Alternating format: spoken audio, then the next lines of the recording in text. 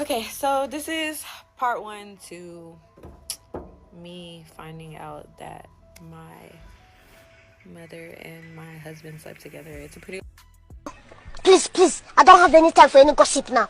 Eh? Yes. Look at you. Do something with it. It's just money coming to me easily. Money coming in and needing me. Money coming in repeatedly. Money coming, it's just money coming. It's just money coming to me frequently. Money coming in to be with me. Money coming in secretly. Money coming, it's just money coming. It's just money coming to me always. Money coming in all day. Money coming in all paid. Money coming, it's just money coming. It's just money coming to me frequently. Money coming in to be with me. Money coming in secretly. Money coming, it's just money coming. It's just money coming to me easily. Money coming in and needing me. Hey y'all, welcome back to All Things Jenny. I'm Jenny, and today let's get into this crazy story about how this young lady discovered that her mother was sleeping with her husband, well, boyfriend at the time, but they're married now. So let's get into this crazy story. I never understand how people can sleep with someone that a member of their family has already slept with. You see how the Kardashians, they be swapping boyfriends. I could never imagine myself ever even imagining in my little brain of me thinking about sleeping with one of my sister's men. This to me is just throw up in my mouth. Terrible. I mean, crazy. Just ill. Let's get into it. We're not going to judge because she has a whole story and I want to hear her part and also what actually happened. Let's get into it. Okay, so this is part one to me finding out that my mother and my husband slept together. It's a pretty long story, so hopefully it's not too many parts. But so we'll start from the beginning. So one night, he was my boyfriend at the time. He was at work and my mom and I were at home drinking, and she said that we should go out to the bars, and I was like, okay, cool, like Dwight can take us. So he got home and asked him if he wanted to go, and he was like, yeah, let's go. So we went to the bar. They got really, really drunk. I got tipsy. And so I ended up being the one driving. So we went to my cousin's house. I hadn't seen her in a while, so I wanted to catch up. When we got there, my mom was already being like overly weird with, we went inside and my aunt was in bed with her boyfriend. And my mom like laid in the bed with them and was just being really weird. So I made her get out of the bed and I told her to go outside to the car. So I sent her outside to the car and me and my cousin were inside. Mind you, my boyfriend at the time, Dwight, was in the backseat of the car, knocked out. So me and my cousin end up coming outside to the car, and my mom comes to me and she's like, hey, can you take me and Dwight home? We're really, really drunk and we just want to go home. We're tired. And it was about like 3 or 4 o'clock in the morning. So I was like, that's understandable. Okay, like I'll go ahead and take y'all home. Me, on the other hand, I want to stay here and catch up with my cousin. I miss her. So we get in the car. I'm in the driver's seat. My cousin is in the passenger seat. And behind her is my, at the time, boyfriend. And behind me is my mom. And as I'm driving, I'm talking to my cousin, but I'm looking in the rearview mirror, and every time I look in the rearview mirror, I see my mom leaned over, whispering in my husband's ear, well, boyfriend at the time, ear. And he's just like this, like seeming like he's out of it. And I did wonder what she was whispering, but I didn't think anything about it because she's my mom.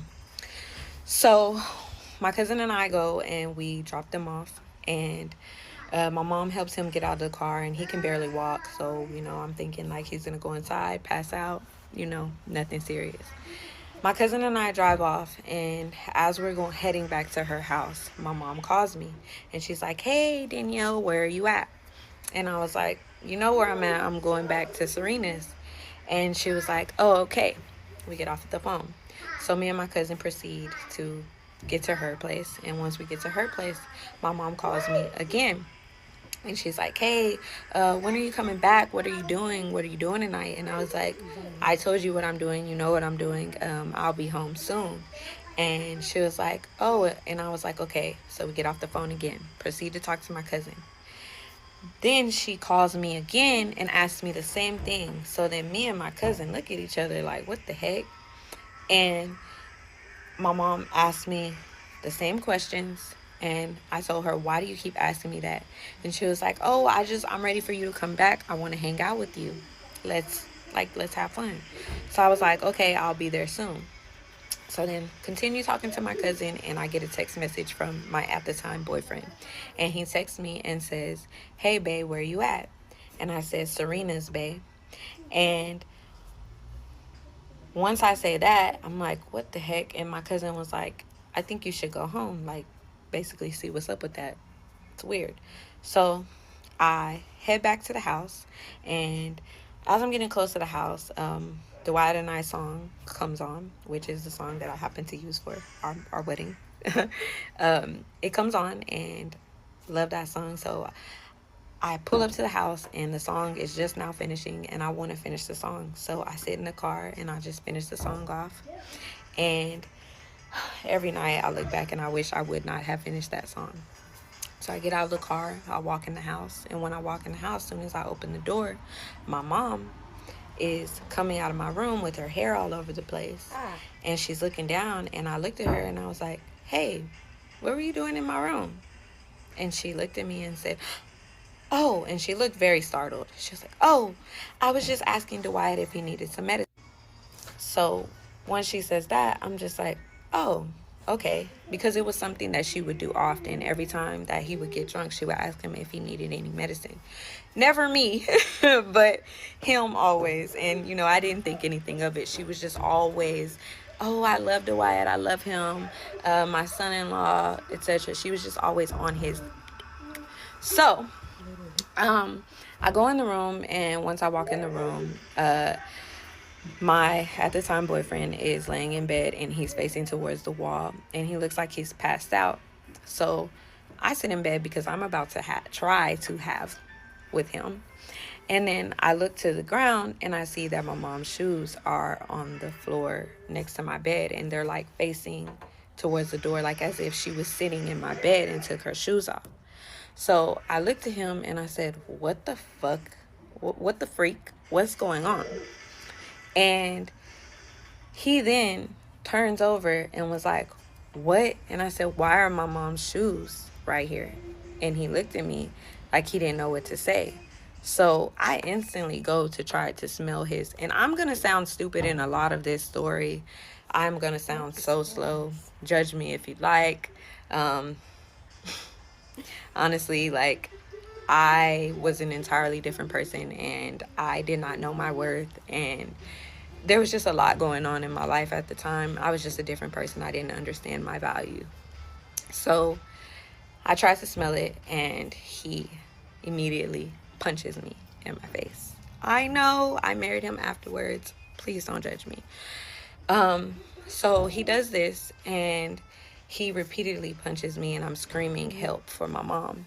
And I end up calling the cops, and my mom comes in the room, and she begs me not to press charges on him. She persuades me not to press charges on him. I was really drunk, and my mom had a huge, she manipulated me for many years. So I did not know. I don't know. I don't really know what I was thinking. So I allowed her to persuade me not to press charges on him or send him to jail. And so he ends up leaving, and the next day he calls me and asks me to come back, and I talked to my mom about it, and she's like, well, if you want to, I think you should. Like, he's not really a bad person, etc., etc. Like, he does so much for you and the kids and for us. So yeah, so I did take him back. I know.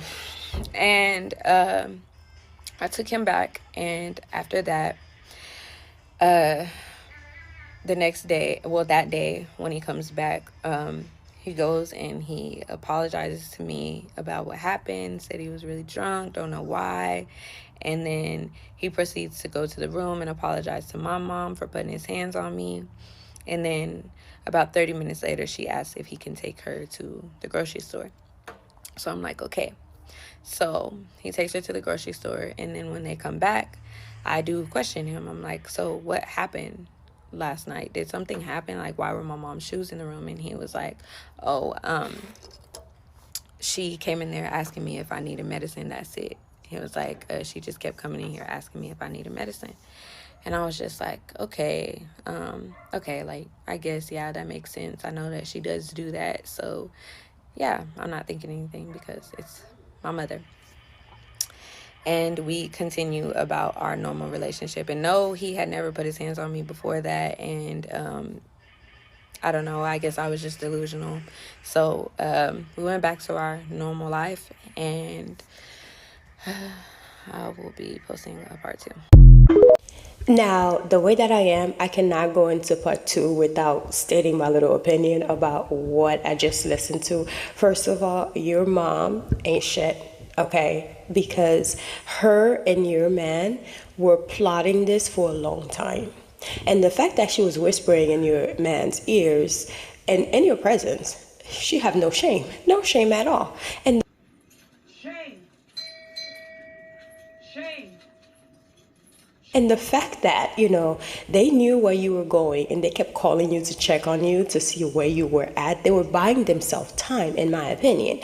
They were buying themselves time. That is the reason why she kept checking where you're at, because you had just told her you dropped her off. You dropped them off and said you're going back to your cousins. Within 10 minutes, they're calling you to see maybe if you're going to turn the car around, or if you decided after the first phone call that you were going to start driving home. That is the reason why she had your man text you this time, because they knew where you were. They knew where you were, and she's full of shit with that.